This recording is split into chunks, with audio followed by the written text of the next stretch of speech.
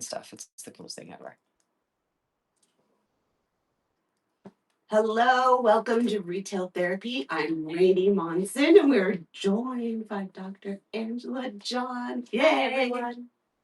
We are live from Dallas, where we are having some warm weather. It is kicking in. Summer might be here today. We'll call it today. We'll call it the first day of summer. So thank you for joining us. We are going to hope to take some questions from people. Let's first talk about how we met and who you are. So you're now my audiologist, and I came because I'm a horrible sleeper and I learned about custom earplugs. I needed a new pair, and this was my third pair actually. So I've been doing this for a bit, and it's absolutely changed my life. I will say I brought my earplugs. We're going to talk all about these, how you make them. You can see they're like itty bitty, it's like a little jelly bean.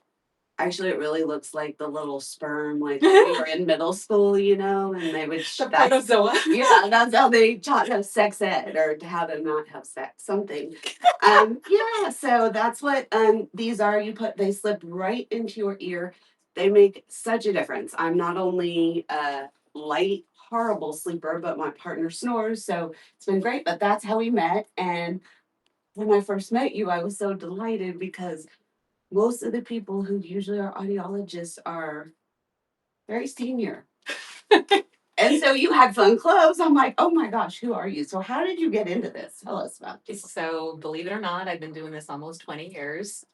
Ooh, she looks fabulous. I After high school, I didn't know what I wanted to do. I thought med school for sure, but then after chemistry and physics, I decided I didn't want to go that route. I had a cousin in Ontario, Canada, who had her degree in speech pathology. And then when she told me about it, I thought it seemed like such a cool field to enter. Once I got into the program at UT Dallas, I learned about audiology and hearing sciences. Quickly decided I wanted to go the audiology route and not so much the speech pathology route. What was it about hearing that was interesting to you? Just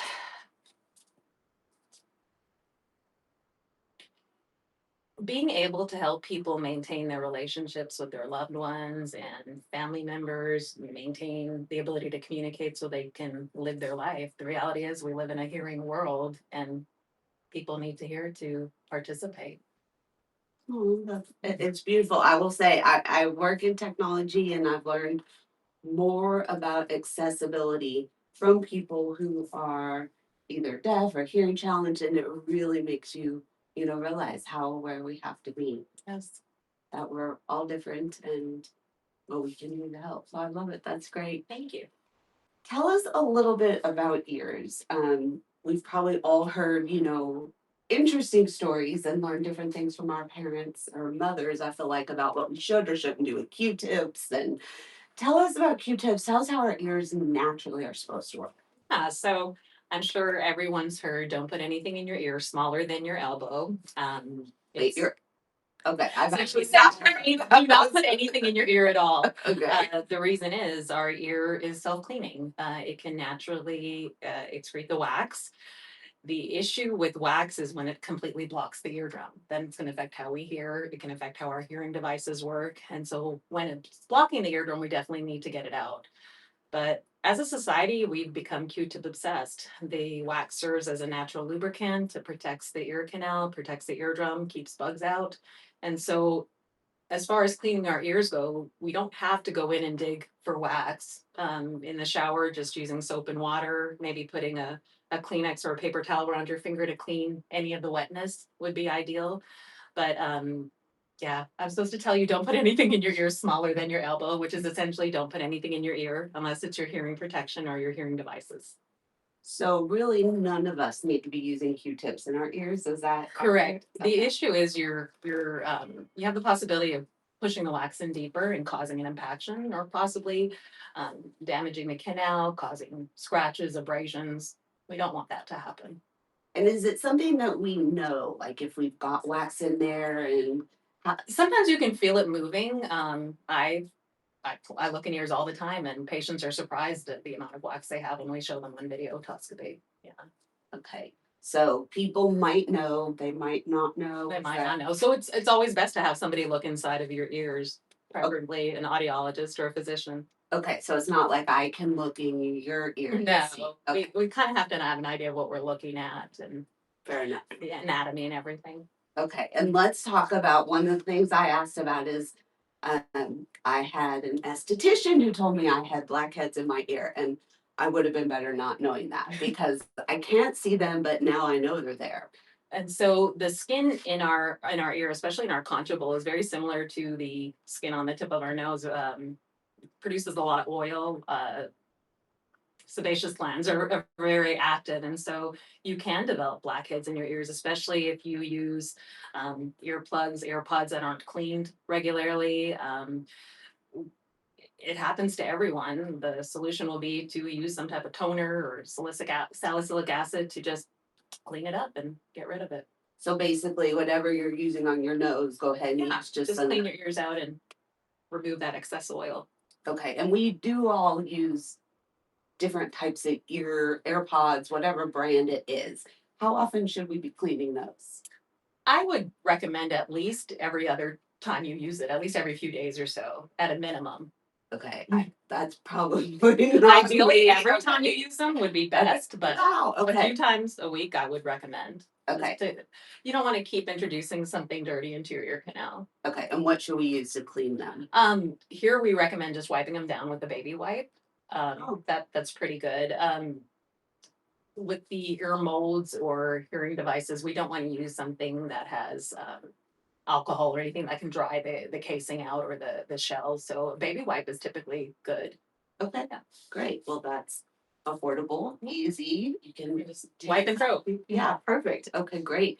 So, do we want to talk a little bit about how you look at ears and Sure. what you do? And we're going to show everyone how we actually take the ear make mold ear molds. Yeah. Uh-huh. So, how we get to this, and even maybe how the process has changed some, because I know it's changed since I started getting them. Yeah. All right. So the first thing we'll always do is take a look inside of the ears to make sure that the eardrum is not covered with any excessive wax. We want to make sure that the ear canal is clear, and this left ear looks great. And we can be honest and say that when I came in, the first time I did have stuff, and I was a little surprised. And We got it out, yes, and we were able to get a good ear mold impression once that wax was out. yes, and yes, and I did look at what you pulled out. So I'll be honest, and I will own that. So the first thing I'm going to do is protect your eardrum by putting this cotton dam in your ear. This is going to keep the material from touching your eardrum, and so it serves like a block.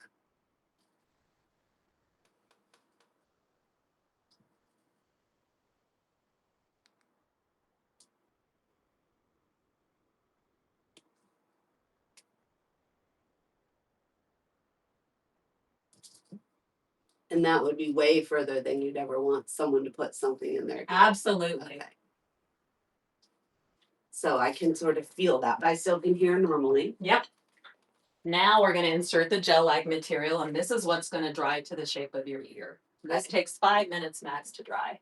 It will feel a little bit cold. Rani, can I have you look perfect just like that?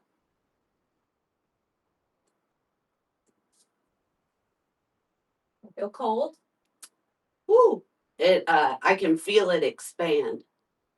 So I think I feel the temperature mostly on the outer part of the ear. But I feel it expand almost like right before your ears are clearing. Like on When an you're- airplane. Yeah, yes, yeah. No, The pressure change. Yeah. But am I talking different? Maybe a little bit louder, Okay. probably because you're a little bit plugged up. Okay. So maybe while we wait, tell us what should we be doing if we go to concerts? So, with noise exposure, it's not only an issue of how loud the sound is, we also have to look at how long we're listening to the sound for, the duration of the loudness. Definitely don't recommend you stand right by the speakers at a loud concert. anytime you feel like you have to shout at your friend who's an arm's distance away from you, you probably need to wear hearing protection if you're having to shout that loud. Um, that's a pretty good rule of thumb of if you need to wear devices to protect your residual hearing. Can we rewind that? I just got We're live. All right. um, we want to protect our hearing as best as we can. And so if you are going to a concert and it is so loud that you're having to shout at your friend, it's probably loud enough that you should be wearing hearing protection. And it doesn't have to be these big old earmuffs. We still want you to enjoy the music. Maybe just 15 decibels of noise reduction would be adequate to keep the music at safe levels. And where does someone get that?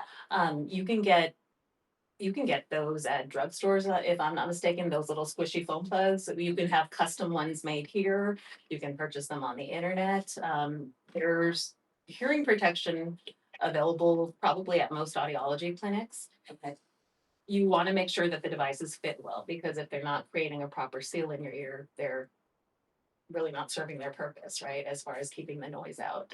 Okay, and I will say every concert I go to is definitely that level of loud or louder. So should be wearing ear protection. Definitely, yeah. If you're having to shout at the person you're with, it's probably loud enough. Okay, so that is a good reminder for all of us. So those who are joining us live, please, if you've got any questions, put them in the chat because we have an expert here, and to be very clear, that expert is not me. So, and how do we know when we're dry?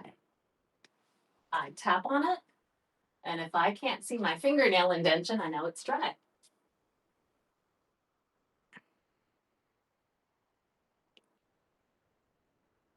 Mm. And voila. There we have your. You want to show the camera? There is your left ear mold impression.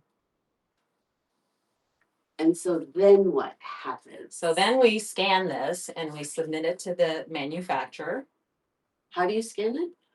This is actually a scanner. I wish I could hook it up. Our monitor isn't working, but we scan it. It's a 3D scanner, and we save the file and submit that file to the manufacturer, and they build the mold and send it to us, and we call the patient and have them come into the office to make sure it's a proper fit. So this is definitely new, the 3D scan. Correct. Because it used to be where they'd mail them in a little box. Yeah, Correct. yeah. Let me just make sure I didn't leave anything in your Oh, ear. yeah. I'm getting the full treatment. Looks good. Woohoo! So here we have Rani's left ear mold. So this is what the finished product looks like. And it just pops into her ear like that. It's a perfect custom fit. Woohoo! It is. I will say these are incredible. This is by far the best one I've had. We did talk about the material of this. Correct. You had mentioned that you had a one that didn't fit as well in the past, and Yes. so we decided to go with a harder material to keep more, provide you with more protection, but also to conform to your ear better and stay in your ear better. And you've been happier with this. Oh my gosh, these are amazing. Yeah, this is honestly the best money I've ever spent. Right now, I think these were $180. Is that correct? I believe so, for the sleep plugs. Okay, so it is not the cheapest thing. You can get the disposable ones that obviously they're much cheaper. I was doing that and I scratched the inside of my ear, and I have a pretty high threshold for pain.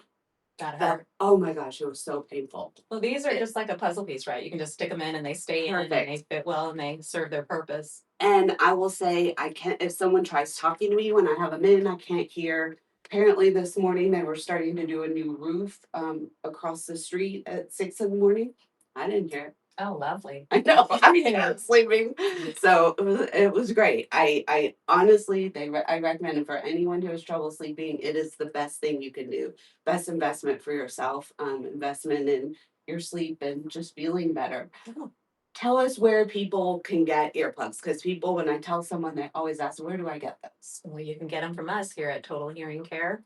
We're at 4130 Abrams Road, the intersection of Mockingbird and Abrams. And this is in Dallas, Texas. And if you're not in Dallas, what type of facility should someone look for? I definitely recommend an audiology clinic, where they have doctors of audiology. do you usually look for like someone who offers hearing aids? Is that a good? A lot of times, the places that do offer hearing aids will also offer hearing protection. Great, so that's good. Do we have any questions from anyone who is with us that would like to ask questions? Insurance. Okay, so does one question that has come in from the audience is asking, would insurance, so say medical insurance, is So that medical insurance will typically not cover hearing protection or ear molds. Sometimes we can, some insurances do offer coverage for hearing evaluations and sometimes for hearing devices, but typically they will not cover ear molds or hearing protection. That being said, patients have used their FSA and HSA cards to purchase hearing protection, and that's been acceptable. okay, and that is absolutely a worthwhile investment. Mine are lasting about 3 years on average, so $50 a year, if you will, and I strongly recommend it. I mean, it really has changed my life. What if So, what if you don't wear the protection and you go to these concerts? What happens when you don't have those? okay, so that's a okay. So, what if we don't? If we go to a concert and we don't protect our ears? And I went to a show. Was it the Swans? Okay, this was the loudest show I've ever been to. I actually had to leave. It was so loud. A threshold shift can happen where the music is so loud it can cause some damage. Sometimes that can just be temporary. Sometimes it can be permanent. If you are exposed to a loud sound for a certain amount of time and it's a certain distance from the eardrum, it can lead to noise exposure. Um, if we don't wear hearing protection and we're continuously exposing our ears to this noise, you will develop noise exposure type hearing loss. And once you have that type of hearing loss, we can treat you with hearing devices, but music is never going to sound the same. It will sound a little bit more distorted. It won't have that fidelity, that clarity that you remember having because we've caused damage to the auditory system. And so if you love music, you want to enjoy it for the rest of your life and preserve your hearing sensitivity so that you can enjoy it. Okay, that's a very good lesson. Thank you. In terms of listening, even to like, working out things like that, listening to loud music, are you exposing yourself to that same risk? You definitely don't want to, like with AirPods, you don't want to listen at full blast for hours at a time. Maybe, no more than 60% of the volume for an hour max every day. Um, So it's not only an issue of how loud the sound is, it's how close it is to your eardrum and how long you're listening to the sound for. So we want to protect our ears, get the sound as far away from our eardrum as possible, um, lower the duration of the exposure, and also lower the volume of the sound. Okay, and I will say when I've gone to say concerts a couple nights in a row, I will notice that The ringing, the ringing in your ears almost get like muffled. muffled, sore, like the ears are tired. Mhm. And so those are signs of temporary threshold shift. And so sometimes the hearing does come back, sometimes it doesn't because it's been exposed to a loud enough sound for a long enough period. And once you lose it, it's not coming back. Okay, luckily mine came back, but definitely no gold star for me. This is good. This is a good reminder of what we all need to work on, what we all can work on to protect ourselves. You can still enjoy a show. I will say I've definitely worn earplugs at shows and really can't tell a difference. I mean, you still hear it great. You can still feel it like in your heart pumping, like all of Yeah, that. So you can get all the enjoyment without damaging your hearing sensitivity. it sounds like a smart investment for all of Absolutely, us. for the rest of your life. Yes, excellent. I'm not sure if we have any questions that anyone would like to ask. If so, we'll hang on for just a minute or two. Otherwise, we'll let everyone get back with their day. We do appreciate you joining us. Looks like we have Amy with us. Hi, Amy. Hi, Amy. She's on the East Coast joining us. doesn't appear that we have any questions jumping in. If anyone does have any questions, we can always follow up with you with some Absolutely. questions. That will be a-okay. Okay, great. So anything you'd like to leave everyone with? Hearing is precious, and so we want to preserve our hearing sensitivity by protecting our ears whenever we are around loud sounds. If you do suspect you are having trouble hearing, it's never too early to get your hearing sensitivity assessed. We are treating hearing loss younger and younger. In fact, the sooner we can treat you, the better the outcome will be. Excellent. Thank you so much. We really appreciate You're your very time. welcome. We appreciate your help treating us and fitting me with my latest and greatest earplugs. Get some, you will not regret it. And please share your stories with us. We'd love to hear about it. Thank you so much, Rani. Thank you. Thanks for joining us on Retail Therapy. Have a good rest of the week.